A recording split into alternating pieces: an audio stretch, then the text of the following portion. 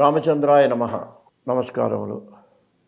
లోకంలో మనం ఒక మాట అందరూ మాట్లాడుతుంటారండి. అందరూ పెద్దవాళ్ళు, రాజకీయ నాయకులందరూ కూడా రామరాజ్యం అండి, రామరాజ్యంలాగా, లేకపోతే వీళ్ళు ఎలక్షన్స్లో వాటిలో కూడా మేము కనుక గెలిస్తే మన ప్రాంతం అంతా రామరాజ్యం తీసుకువస్తామంటుంటారు. అయితే చాలామందికి రామరాజ్యం అంటే అసలు ఏమిటి అనేది నేను మీకు మనవి చేస్తానండి. ఎందుకనంటే ఇది వాల్మీకి రామాయణంలో 2 సందర్భాల్లో ఉందండి. ఒకటి మనకు అసలు అంత రామాయణం అంతా చదివితే ఆయన పరిపాలన ఎలా ఉందో మనకు తెలుస్తుందనుకోండి. అది కాకుండా ప్రారంభంలో కొన్ని విషయాలు చెప్పడం జరిగింది. పట్టాభిషేకం అయిన తర్వాత కూడా వాల్మీకి ఈ రామరాజ్యాన్ని గురించి కొన్ని శ్లోకాలు రాశాడండి. అవి సంగ్రహంగా మీకు మనవి చేస్తాను. ప్రారంభంలో చెప్పింది ఏంటంటేనండి, అసలు అక్కడ చాతుర్వర్ణ్యాలండి, బ్రాహ్మలు, క్షత్రియులు, వైశ్యులు మొత్తం అందరూ కూడా 4 వర్ణాలు కూడా అందరూ సంపన్నులేటండి రామరాజ్యంలో.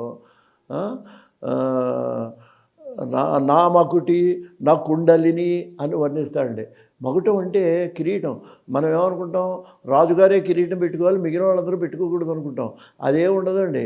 ఆ రోజుల్లో ఏంటండి, చిన్నదో పెద్దో సామాన్య జనాలందరూ కూడా కిరీటాలు, బంగారు కిరీటాలు పెట్టుకునేవాళ్ళట. ఆ బంగారు కిరీటాలు లేనివాడేవాళ్ళు లేటండి. నా అమకుటి అంటే కిరీటం లేనివాడెవడు ఆ రాజ్యంలో లేటండి. దశరథుడి దగ్గర నుంచి చెప్తున్నాడు ఇది. దశరథుడి రాజ్యమే రామరాజ్యంగా తర్వాత ఆయన అనుసరించి ఈయన పాలించాడు రాముడు. నా కుండలిని, కుండలాలు అంటే ఏంటనమాట, చెవులకేంటి బంగారం కుండలాలు. ఈ కుండలాలు పెట్టుకోవడం వల్ల ఏంటనమాట, ఇవాళ మనం చెప్పాలంటేనండి, బంగారం షాపులకి వెళ్ళేవాళ్ళు ఆడవాళ్ళు కానీ మగవాళ్ళు ఏం కాదు కదండి.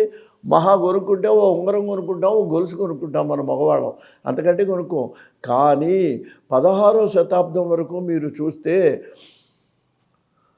ఆడవాళ్ళతో సమానంగా మగవాళ్ళు కూడా ఆభరణాలు భరించేవాళ్ళండి. రాజకుమారులు పాత సినిమాల్లో చూడండి, వాడు ఎన్నెన్ని ఆభరణాలు వేసుకుంటాడో, ఎన్నెన్ని నగలు వేసుకుంటాడో. అదే కాదండి, ఇంకోటి 16వ శతాబ్దంలో మనుచరిత్ర అనే పుస్తకంలో ప్రవరుడు వర్ణించాడు.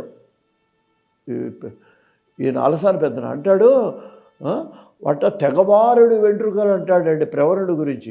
అంటే జుట్టు కూడా మళ్ళీ ఈ మధ్య కొంచెం పెంచుకుంటున్నారు లేండి, క్లిప్పులు పెట్టుకొని జుట్లు పెంచుకుంటున్నారు. ఇది సరే ఈ విషయం. ఆ రోజుల్లో వరువుదిని ఎంత అందగత్తో ప్రవరుడు అంత అందగత్త. ఈయనకి ఎంత పొడుగు జుట్టు ఉందో ఆయనకు అంతే పొడవాడు జుట్టు. దానికి అలంకారాలండి. మగవాళ్ళు కూడా చేతులకు భుజకీర్తులు పెట్టుకునేవాళ్ళు, మగవాళ్ళు కూడా నగలేసుకునేవాళ్ళు.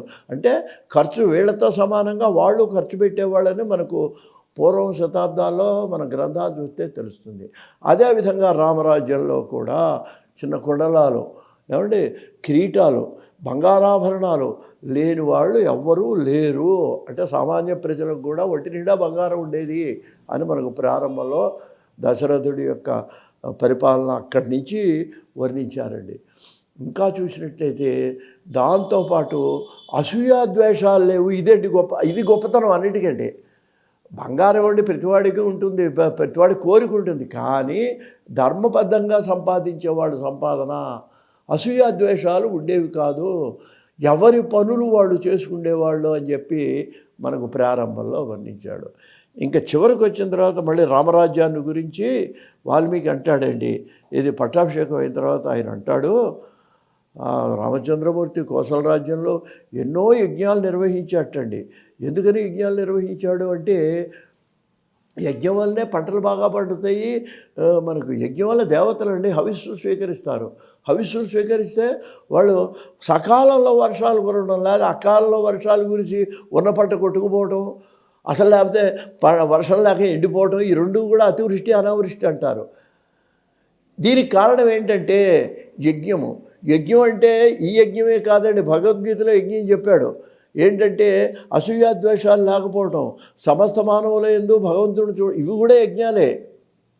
సాత్విక యజ్ఞము, రాజస యజ్ఞం అని చెప్పి భగవద్గీత చూస్తే మనకు అక్కడ తెలుస్తుంది. త్వరలోనే ఈ ఛానల్లో భగవద్గీత గురించి కూడా నేను చెప్పబోతున్నాను. దాంట్లో ఈ విషయాలన్నీ వస్తాయండి. మనం అనుకుంటే భక్తి కాదు, భగవద్గీతలో చెప్పిన భక్తి వేరు. అద్వేష్ట సర్వభూతానాం అని చెప్పి అక్కడ ఎవరి యందు ద్వేషం లేకపోవటం భక్తి అని చెప్పాడు పరమాత్మ. అట్లా ఉన్నవాడు నన్ను పూజించినట్టు కానీ దీపారాధన చేయటం గంట కొట్టడం ఏదో ఇది భక్తి కాదు, ఇది భక్తే. ఇది ఒక్కడే భక్తి కాదు, అది కూడా భక్తి అని చెప్పాడు కృష్ణ పరమాత్మ భగవద్గీతలో.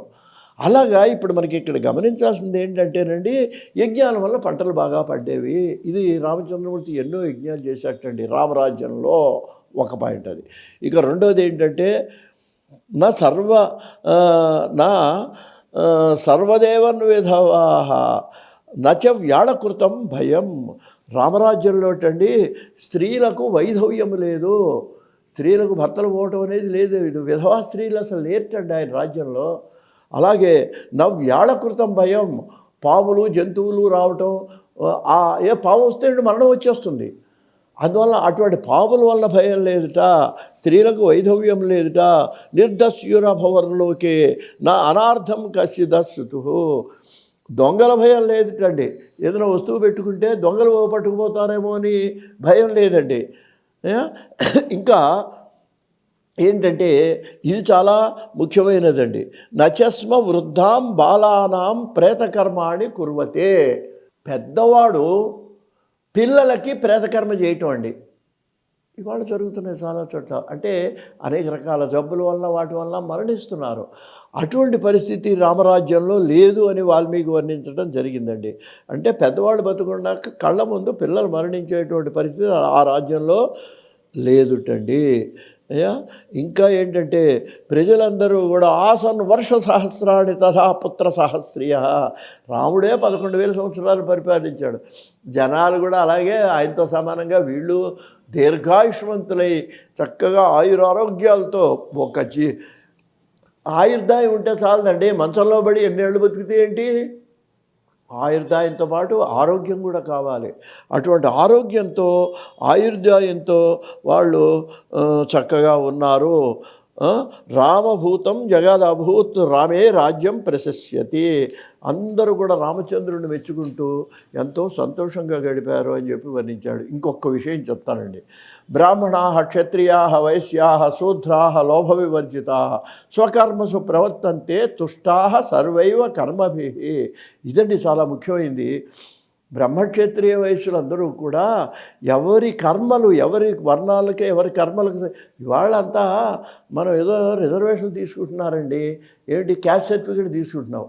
నువ్వు ఆ క్యాస్ట్ సర్టిఫికేట్ తీసుకున్నప్పుడు నువ్వు అసలు ఆ వృత్తి చేస్తున్నావా అది ఎవడు అడిగేవాడు లేడు.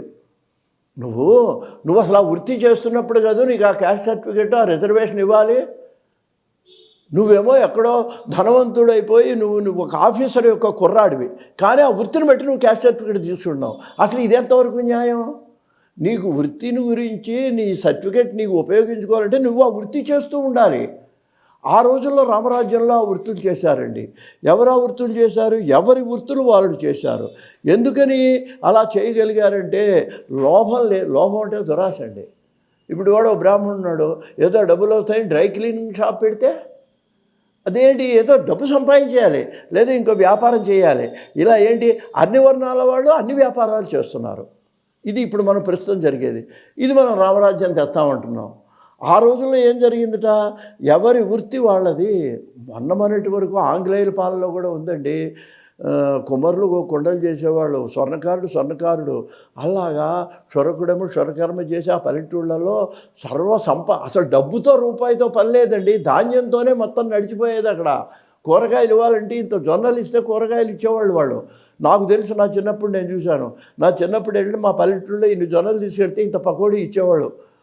నేను అలా అనుభవించాను, చూశాను. అసలు ఈ రూపాయలు 100, 1000 బ్యాంకులు దాచుకోవటాలు లేవు పూర్వకాలం మన భారతీయ సంప్రదాయంలో, మన భారతీయ గ్రామీణ జీవితంలో. అది రామరాజ్యం. ఇవాళ ఏంటి, డబ్బులు దాచుకోవడం, దొంగలు ఎత్తుకుపోవటం, లేకపోతే మోసాలు చేయటం, ఇవి రకరకాలుగా ఉందండి. అందుకని దీనికి కారణం ఏంటంటే లోభం. ఎవరి వర్ణం వాళ్ళు చేశారు రామరాజ్యంలో. ఎవరి పని వాళ్ళు చేశారు, వాళ్ళు సంతృప్తిగా బతికారు, వాళ్లకు దురాశ లేదు. ఇదొక్కటి, ఈ దురాశ లేని జీవితం మనం గడపగలిగితే రామరాజ్యాన్ని మనం పొందినట్లు. కాబట్టి ఈ విధంగా మరి రామరాజ్యం ఉన్నది అనేటువంటి విషయాన్ని మీకు మనవి చేస్తూ స్వస్తి.